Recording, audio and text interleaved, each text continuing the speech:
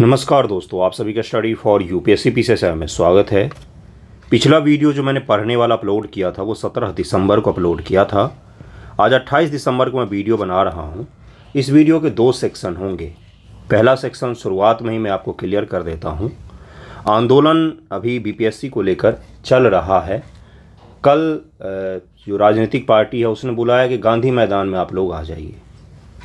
मुझे नहीं पता कि किस प्रकार से आगे बढ़ेगा और परिणाम क्या होगा। आप में से मैक्सिमम लोगों को पता है, फिर भी मैं आपको एक बार बताता हूँ। आंदोलन का सपोर्ट तन मन धन तीनों तरीके से मैंने किया है 17 तारीख से लेकर और कल तक। आज आंदोलन में पार्टिसिपेट करने नहीं गया और आज से पढ़ाना भी मैं शुरू कर रहा हूँ।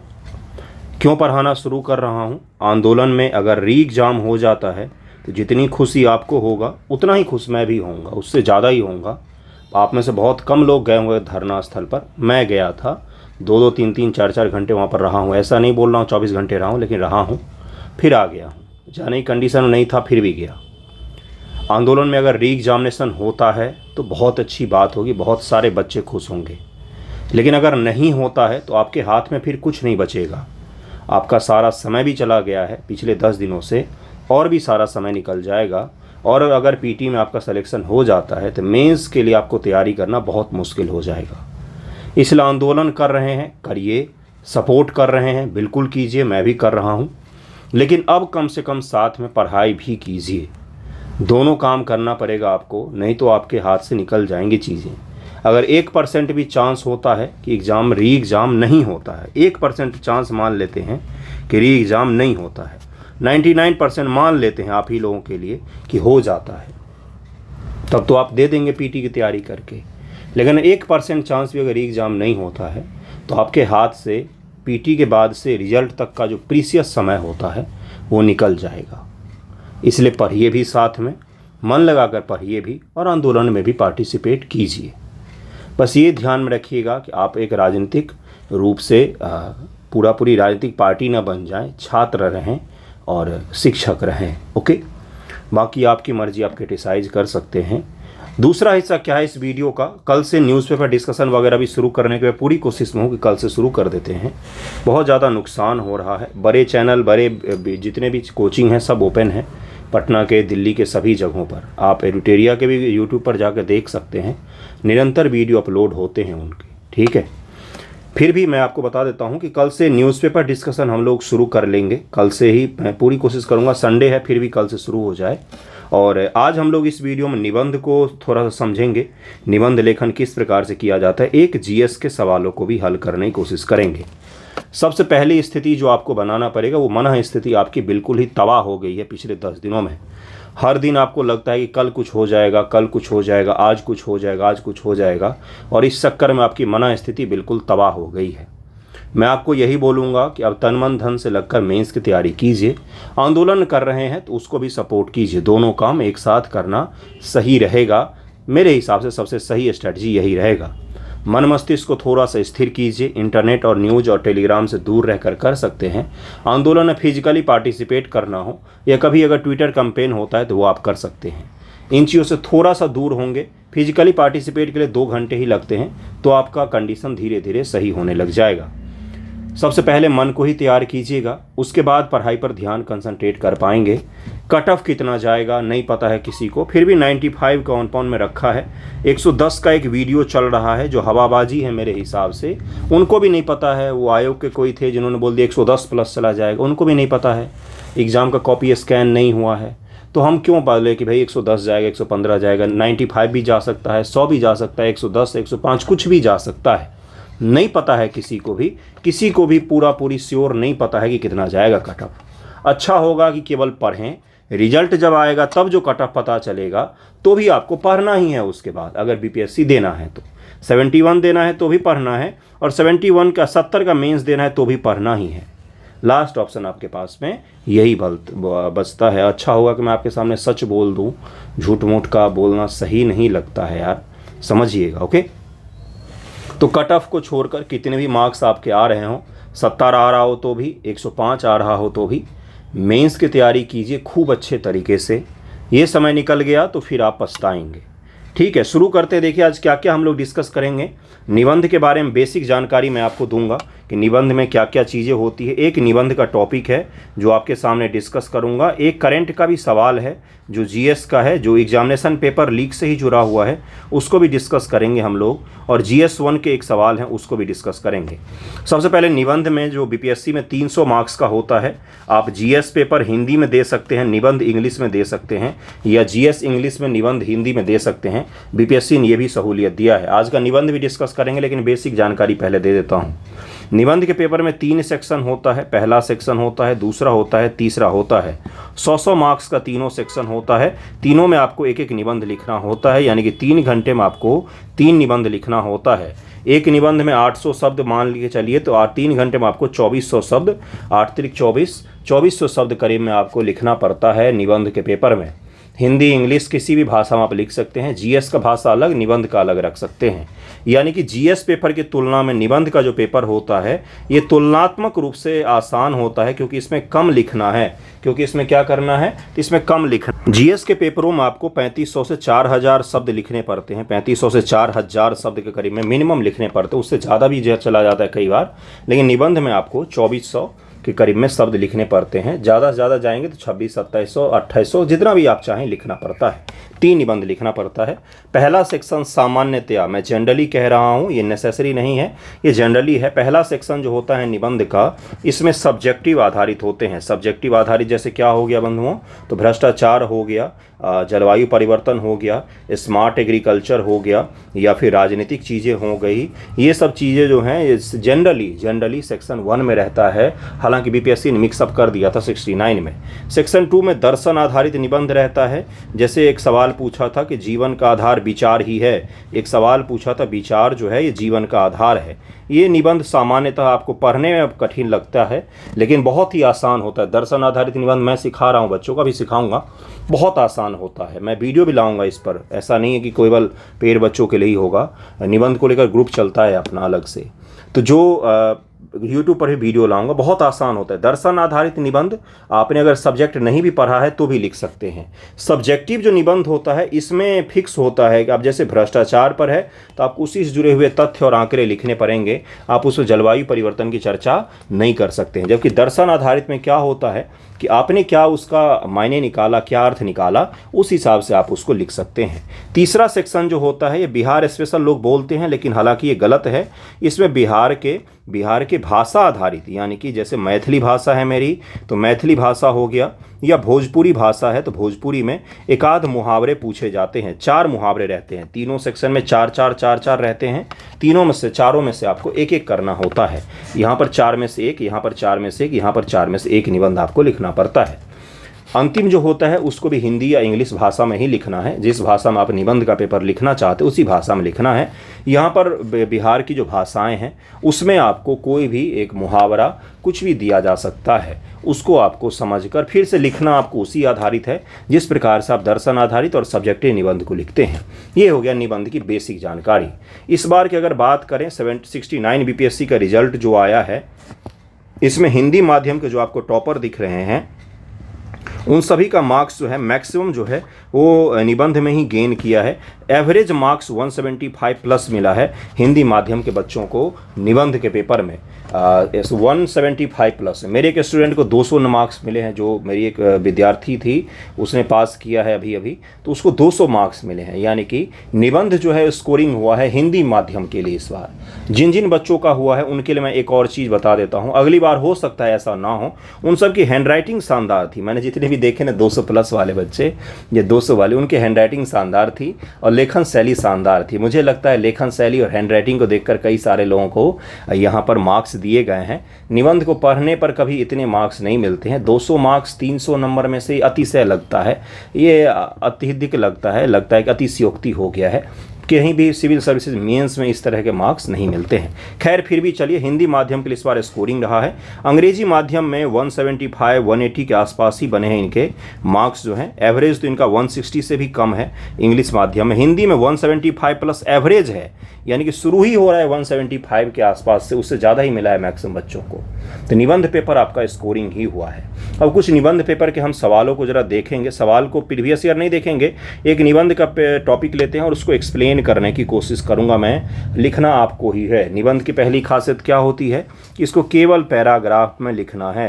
ये भारत में कला मैंने निबंध दिया था सभी बच्चों को, सैटरडे को सभी ग्रुप में निबंध मिलता है, आज भी दिया है। आज का निबंध अगले वीडियो में डिस्कस कर लेंगे, लेकिन आज मैं समझा रहा हूँ, ज़रा समझिएगा। इसके जब कॉपी के इवैल्यूएशन में कर रहा था तो इवैल्यूएशन के दौरान मैंने एक चीज़ बोला था कि आपने केवल फैक्ट्स लिखे हैं। मैं दिखाऊंगा आपको, धीरे धीरे समझिएगा चीज़ों को। मैंने बोला कि आप लोगों ने केवल फैक्ट्स लिख दिए हैं। फैक्ट्स केवल नहीं लिखना होता है। भारत में कला के बारे में आप क्या क्या लिख सकते हैं। कॉपी अभी नहीं दिखाऊंगा मैं आपको, दिखाऊंगा हर चीज़। क्या मैं दिखाने जा रहा हूँ वो ज़रा देखिएगा। सबसे पहले निबंध केवल पैराग्राफ में लिखना है। पहला चीज़ क्या हो गया, केवल पैराग्राफ में लिखना है। दूसरा क्या हो गया, एक पेज में 4 पैराग्राफ क्या, नहीं, निबंध के पैराग्राफ बड़े होते हैं। कई सारे बच्चों को मैंने रिमार्क दिए हैं, क्यों बड़े होते हैं, एक पेज में 2 लिख लीजिए। क्योंकि निबंध में एक चीज़ बहुत मायने रखता है, बहुत बारीक चीज़ मैं समझा रहा हूँ, वो है फ्लो। फ्लो का मतलब क्या होता है कि निबंध चेक करने वाले ने पहला लाइन पढ़ा और अंतिम लाइन पर पहुंच जाए, उसको पता ही ना चले कि निबंध मेरा ख़त्म हो गया है। इस हिसाब से आपको लिखना पड़ता है, यानी कि फ्लो शानदार होना चाहिए। कैसे डेवलप होगा सर, तो ये पढ़ के होगा, लिख के होगा, बार बार निरंतर अभ्यास के द्वारा होगा, प्रयास के द्वारा होगा। ये 10 दिन में, महीने भर में नहीं होता है। आप निरंतर लिखेंगे, 3-4 महीने खूब अच्छे से लिखेंगे, एक भी दिन आप नहीं छोड़ेंगे तो आपको आ जाएगा फ्लो। ठीक है। तीसरा चीज़ क्या होता है भाई, क्या लिखना है, क्या लिखना है। सबसे मुख्य चीज़ तो यही होता है कि भारत में कला, अब इसके बारे में पता ही नहीं है तो फ्लो बनाकर, पैराग्राफ बनाकर हम लिखें क्या, क्या लिखेंगे भाई। हमारे पास तो कंटेंट ही नहीं है। कंटेंट कहाँ से आता है भारत में कला, इसके लिए कंटेंट की आवश्यकता आपको कुछ किताबों से भी मिलेगा, कुछ आप अपने आस पड़ोस में भी देखकर मिल सकता है, कुछ चीज़ें आप न्यूज़पेपर से भी उठा सकते हैं। निबंध की खास चीज़ें यही होती है। तो कहाँ से मिलेगा भाई, तो गूगल कर सकते हैं भारत में कला, AI को बोल सकते भारत की कला के बारे में बताइए हमें। कंटेंट आपको ढूंढना पड़ेगा। लेकिन एग्जाम में कहाँ से ढूंढेंगे, तो जब यहाँ पर लेखन शैली आपकी अच्छी हो जाएगी, पूरा कंप्लीट GS जब आप पढ़ लेते हैं, सभी सब्जेक्ट उसका पढ़ लिया, इतिहास, भूगोल, पॉलिटी, अर्थशास्त्र, समाजशास्त्र, सब सारे पढ़ के गए एग्जाम में, तब जाके आपको अंदाज़ा होगा कि भाई मैंने संपूर्ण पढ़ा है, वही पढ़ा हुआ कहाँ पर काम आ रहा है, तो निबंध लेखन में काम आ रहा है। बाकी जो आपका विश्लेषण की क्षमता है और ऑब्जर्वेशन की क्षमता है, सड़क पर चलते हुए आपने देखा कि बहुत ही खूबसूरत सी पेंटिंग बनी हुई है या कोई मंदिर बना हुआ है, उसी को अगर आप एक्सप्लेन करके आए थे तो भी आपको मार्क्स मिल सकते हैं। ये है निबंध की खासियत। तो भारतीय कला में हम लोग क्या क्या लिखेंगे, मैं दिखाऊंगा, कंटेंट आपको दिखाऊंगा भारतीय कला में क्या क्या लिखेंगे। सबसे पहले इतिहास से शुरू करते हैं बच्चे, और बच्चों ने क्या गलती किया है, पूरा उन्होंने इतिहास ही भर दिया है। शुरू में निष्कर्ष तक वो इतिहास ही खींच के ला रहे, जैसे आज के जीवन में, आज के भारत में कला नाम की कोई चीज़ ही ना हो। दिन भर गाने सुनते रहते हैं, दिन भर वो ऑनलाइन चीज़ों को ढूंढ ढूंढ कर देखते रहते हैं, उनको भारत में आज के आर्ट दिखते ही नहीं है। आज भी तो भारत में कलाएं हैं। राम मंदिर बना है भाई, वास्तुकला का शानदार उदाहरण है। संसद भवन का निर्माण हुआ है, वास्तुकला का शानदार उदाहरण है। नहीं है क्या, बताइए मुझे। तो आज की कलाएं ही तो हो गई है। आज पेंटिंग नहीं बनते हैं क्या, मिथिला पेंटिंग आज नहीं बनता है क्या, मंजूषा आर्ट नहीं बनता है क्या, ये सब क्या है भाई, ये आज की कलाएं हैं। मॉडर्न आर्ट का नाम सुना है आपने, जिसमें समझ में ही नहीं आता है किसी ने पेंटिंग बनाई है या बदला लिया है, कैनवास पर कुछ भी लिखा हुआ रहता है, लेकिन वो आर्ट है। हम आपको नहीं समझ सकते उसको, लेकिन वो आर्ट है, मॉडर्न आर्ट में आता है वो। तो ये आपको समझना पड़ेगा। सबसे पहले शुरुआत कहाँ से करेंगे, बकवास चीज़ों को छोड़कर इतिहास से शुरू करेंगे। इतिहास हमें कहाँ पर कला दिखती है, तो सिंधु घाटी सभ्यता से बच्चों ने शुरू किया है। बिल्कुल सही शुरू किया है। वहाँ पर हमें मूर्ति दिखती है कि भारत में भाई मूर्तियाँ बनाई जाती थी। एक पंडित की मूर्ति दिखती है, एक नर्तकी की मूर्ति दिखती है। शहरों का शहरीकरण जो दिखता है हमें, इतना खूबसूरत तरीके से उन्होंने बना हुआ है, वो भी कला का उदाहरण में आ सकता है। तो क्या हो गया, शानदार कला वहाँ से शुरू हो सकती है। सिंधु सभ्यता के बाद आप मौर्यों के काल पर आते, कई सारे लोगों ने वैदिकों की चर्चा की है। तो वैदिक दौरान लिटरेचर जो है, लिटरेचर ये भी आर्ट का सेक्शन होता है। लिटरेचर में आप वेदों की रचना की गई, कई सारे उपनिषद लिखे गए, कई सारे ग्रंथों का रचना किया गया, वो आप लिटरेचर में आर्ट के फॉर्म में यहाँ पर डाल सकते हैं। उसके अलावा मौर्यों के पीरियड में बहुत सुंदर सुंदर स्तूप बनाए गए हैं और हाथी वाले पिलर बनाए गए हैं, बैल वाले पिलर बनाए गए हैं। जो मौर्यों का पिलर जो आप पढ़ते हैं, शेर सिंह वाला जो आप पढ़ते हैं, ये सब कैसे बनाए गए? तो ये सब मौर्यों के दौरान आर्ट की विकसित कला है। उसके बाद हमें गुप्तों के दौरान दिखता है, कनिष्कों के दौरान दिखता है, गांधार आर्ट दिखता है। कितने सारे उदाहरण हो गए, गांधार मथुरा आर्ट हो गया। दक्षिण में जाएंगे तो हमें कौन सा दिखता है? अमरावती कला दिखती है। अमरावती कला जिसका नाम बोलता है, अभी मैं दिखाऊंगा आपको, पहले आपके समक्ष मैं भूमिका बना रहा हूँ कि कितना कुछ आपके समक्ष है लिखने के लिए, लेकिन लिखेंगे कैसे, उसके लिए लेखन शैली होनी चाहिए। गंधार आर्ट हो गया, गंधार आर्ट क्या है, किसकी मूर्तियां बनी, वो अगर आप लिख देंगे तो हो गया। क्या वाकई हो गया? ये तो फैक्ट हो गए। केवल फैक्ट ही लिखने हैं क्या? नहीं, मैं समझाऊंगा आगे। चलिए आगे देखते हैं क्या लिखना। ये वो सवाल है जिसके बारे में मैं कह रहा था, जीएस का सवाल है। हाल के दिनों में सरकारी भर्ती परीक्षाओं में पेपर लीक और कदाचार आम समस्या बन गई है। इसके पीछे निहित कारणों और समाधानों को लिखिए। ये सवाल मैंने करवाया था। देखिए भारतीय कला में क्या क्या लिखना है आपको। भारतीय कला में मैं आपको कंटेंट दे देता हूँ।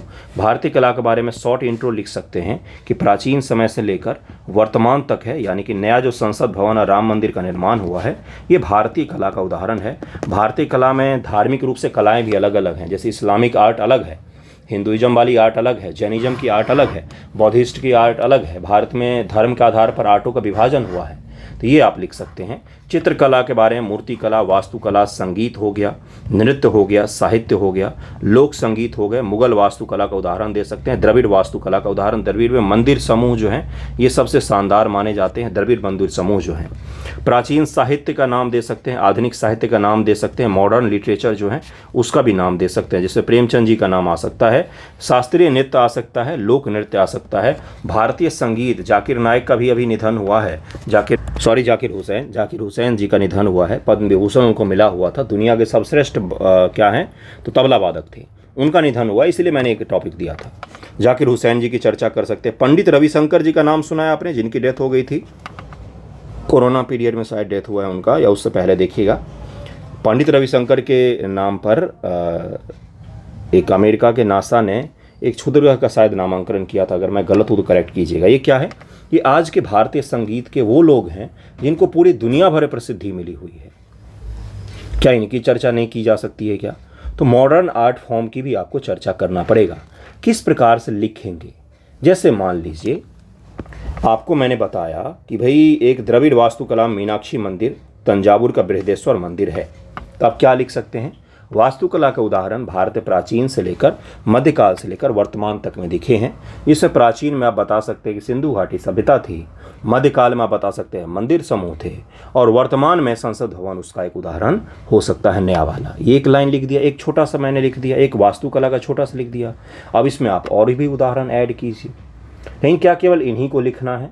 नहीं, मैंने एक और रिमार्क दिया था बच्चों को कि फैक्ट के साथ साथ आप दर्शन को भी लिखिए, क्योंकि कला का निर्माण ऐसे ही नहीं होता है। कोई भी कला हवाई नहीं बनाया जाता है। भीमबेटका से लेकर संसद भवन तक जो बनाया गया है उसके पीछे एक दर्शन होता है। संसद भवन से जुड़े हुए जो PIB पर वीडियो हैं उसको जो अगर आप देखेंगे तो उसमें बताया गया है, क्या बताया गया है कि भाई संसद भवन भारतीय संस्कृति और भारतीय विविधता को समेटे हुए है अपने आप में। ये क्या है, ये लाइन क्या है? तो ये उसके पीछे का दर्शन है। दर्शन का क्या तात्पर्य होता है, एक उदाहरण से आप समझ जाएंगे। हमारी संस्कृति जो है ये हमारी कला को, और हमारा जो भूगोल है ये हमारे कला को डिफाइन करता है या तय करता है, ये आपको लिखना पड़ेगा। जैसे लाल बलुआ पत्थर का उपयोग ताजमहल से लेकर चुनार के किला तक में किया गया है। भारत में क्यों किया गया? क्योंकि लाल बलुआ पत्थर बहुत ही शानदार तरीके से भारत में उपलब्ध है जगह जगह पर। बंगाल में पाल शासकों ने झोपड़ी नुमा मंदिर का निर्माण किया, क्यों? और मिट्टी के ईंटों का निर्माण उपयोग किया है, क्यों? क्योंकि वहाँ पर मिट्टी की ईंटें उपलब्ध थी भूगोल से। और झोपड़ी नुमा इसलिए बनाया क्योंकि वहाँ बहुत अधिक वर्षा होती है, तो इसलिए झोपड़ी नुमा वहाँ पर बनाए गए हैं मंदिर। ये कौन बताएगा भाई? ये आपको बताना पड़ेगा। तो यानी कि हमारी जो भूगोल है उसने हमारी कला को क्या किया है, तो कहीं ना कहीं प्रभावित किया। अब दर्शन पर आते हैं। भगवान बुद्ध की अगर आपने मूर्ति देखी होगी गंधार आर्ट में, तो उसमें क्या बताया जाता है? गंधार आर्ट में या मथुरा आर्ट में, तो उसके पीछे एक दर्शन निहित होता है। दर्शन क्या होता है? जैसे अगर आपने अशोक का चक्र देखा होगा तो उसमें घोड़े का भी एक मतलब होता है, हाथी का भी मतलब होता है, चक्र का भी मतलब होता है। चक्र का अर्थ होता है धम्म, धर्म, धर्म जिसको बोलते हैं, धर्मा बोल देते हैं। ये उसके पीछे का दर्शन है। आपको इसकी भी चर्चा करनी पड़ेगी, तब जाके आपका एक कंप्लीट हो पाएगा। संगीत अपने यहाँ पर केवल एक सुनने के लिए नहीं है, बल्कि साधना का एक साध्य होता है, साधन होता है। संगीत सरस्वती जी के सामने बैठकर बिस्मिल्लाह खां और जो बड़े बड़े संगीतकार हुए बजाते थे, क्योंकि उनके लिए वो साधना का माध्यम था। वो पूजा कर रहे हैं अपने हिसाब से, तो उसके पीछे का दर्शन हो गया। अब आपको समझ में आ रहा है कि एक एवरेज निबंध और बेस्ट निबंध में क्या होता है। एवरेज निबंध में केवल फैक्ट्स होंगे, जो कला से जुड़े हुए फैक्ट्स मैंने आपको यहाँ पर बताए हैं, सारे में आपको फैक्ट्स दिख रहे हैं। आप इसको बस 2-2, 3-3 लाइन लिख देंगे। अगर 50 को फैक्ट है उस पर 2-2, 3-3 लाइन लिख देंगे, 4-4 लाइन, तो 200-300 शब्द का तो मिनिमम आपका निबंध बन जाएगा। उसके साथ साथ आपको दर्शन भी लिखना पड़ता है जोड़ जोड़ कर। ये चीज़ें कहाँ से पढ़ेंगे? तो जो आप जीएस पढ़ेंगे उसमें आपको मिलेगा। बाकी निबंध लिखते समय भी सर्च कर सकते हैं। भूमिका कितने का होना चाहिए? कोई तय नहीं होता है निबंध में भूमिका का। एक पैराग्राफ में सामान्य तौर पर लिखते हैं लोग भूमिका, उसके बाद आप मुख्य बॉडी लिख सकते हैं, फिर आप एंड कर सकते हैं। सर शुरुआत कहाँ से करें? अगर कुछ नहीं लिखा है आज तक, तो गाय पर निबंध लिख के शुरुआत कर सकते हैं कि गाय आपने देखा होगा, 4 टांगे, 2 आँख, इस तरह से शुरू कर सकते हैं पहला निबंध। लिखना आपको पड़ेगा ही, इसी तरह से लिखा जाता है। अगले वीडियो में आपको इसके जुड़े हुए कॉपी भी दिखाऊंगा। अगला सवाल है क्या? अगला सवाल है एक और, कि हाल के दिनों में सरकारी भर्ती परीक्षाओं में पेपर लीक और कदाचार आम समस्या बन गई है। इसके पीछे निहित कारणों और समाधानों को लिखिए। ये सवाल मैंने दिया था बीपीएससी में जो हो रहा है उसी के कारण से मैंने सवाल दिया था कि इस तरह के सवालों का भी प्रैक्टिस करके जाना चाहिए। क्या हो जाएगा कारण भाई? कारण क्या क्या हो जाएगा अगर आपसे पूछा जाए तो? आपसे पूछा जाए कारण क्या क्या हो सकता है? प्रभावी सुरक्षा उपायों की कमी हो सकता है, भ्रष्टाचार मिलीभगत हो सकती है, प्रौद्योगिकी की प्रगति हो सकती है, सोशल मीडिया वगैरह, प्रतिस्पर्धा और दबाव में वृद्धि हो सकती है, परीक्षा बुनियादी ढांचे की कमी हो सकती है, जैसे स्कूल कॉलेज सही नहीं है तो वहाँ पर चोरी चकारी बढ़ सकती है, जिम्मेदारी की कमी हो सकती है, शिक्षा का व्यवसायीकरण एक कारण हो सकता है जिसके कारण से शिक्षा व्यवस्था में भ्रष्टाचार जो है वो बढ़ जाती है। समाधान क्या हो सकता है? परिणाम भी शॉर्ट में लिख सकते हैं। समाधान क्या हो सकता है? सख्त नियम और कानून होने चाहिए। हाल ही में बिहार सरकार और भारत सरकार दोनों ने पेपर लीक को लेकर कानून बनाए हैं, वो इसका एक पहला उदाहरण हो सकता है। सुरक्षा उपाय हो सकता है, गोपनीयता हो सकता है, जागरूकता अभियान। बच्चों में अगर एथिक्स होगा, अगर पेपर खरीदने वाला कोई नहीं होगा तो पेपर बेचने वाला भी कोई नहीं होगा। मैंने जिस दिन ये सवाल दिया तो उस दिन ही बताया था कि सिपाही भर्ती में अगर घोटाला हो रहा है, चोरी हो रहा है, तो यानी कि जो सिपाही बन रहे हैं वो चोरी करके बन रहे हैं, तो वो चोरों को क्या पकड़ेंगे? है ना? यहाँ पर किस चीज़ की समस्या है? यहाँ पर सबसे बड़ी समस्या है एथिक्स की, मोरालिटी की सबसे बड़ी समस्या है कि जो पुलिस बनने जा रहे हैं वो चोरी करके पुलिस बन रहे हैं, या जो एसडीएम बनने जा रहे हैं, डीवाईएसपी बनने जा रहे हैं, वो चोरी करके बन रहे हैं। तो आप उनसे कैसी आशा कर सकते हो कि आगे जाकर वो चोरों को रोकने के लिए नीतियाँ बनाएंगे? वो तो खुद चोरी से आए हैं, तो वो कैसे नीतियाँ बनाएंगे? यही तो हम देख भी रहे हैं आजकल, यही हो रहा है बीपीएससी में भी। तो ये इसका एक क्या हो सकता है? तो समाधान में हो सकता है कि भाई बच्चों को जागरूक किया जाए, एथिक्स और मोरालिटी थोड़ा सा अच्छे तरीके से पढ़ाया जाए। डिजिटल वितरण, प्रशिक्षण कार्यक्रम, मुखबिर प्रणाली, डेटा सुरक्षा, छात्रों की मनोवैज्ञानिक जांच की जा सकती है, सहयोगी तंत्र बनाया जा सकता है, रैंडमाइजेशन किया जा सकता है, गोपनीयता समझौता, इस तरह की चीज़ों का अपनाया जा सकता है। समाधान को लेकर और भी कुछ हो सकता है तो आप उसको लिख सकते हैं। ये क्या था? तो एक जीएस का मैंने आपको सवाल दिखाया है।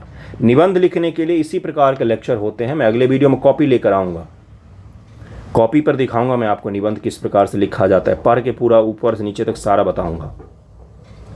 आज का ये पहला वीडियो था, इसलिए आपसे उम्मीद मैं ये कर रहा हूँ कि आप कोशिश कीजिएगा कि भारतीय आर्ट पर लिखें निबंध, कोशिश कीजिएगा।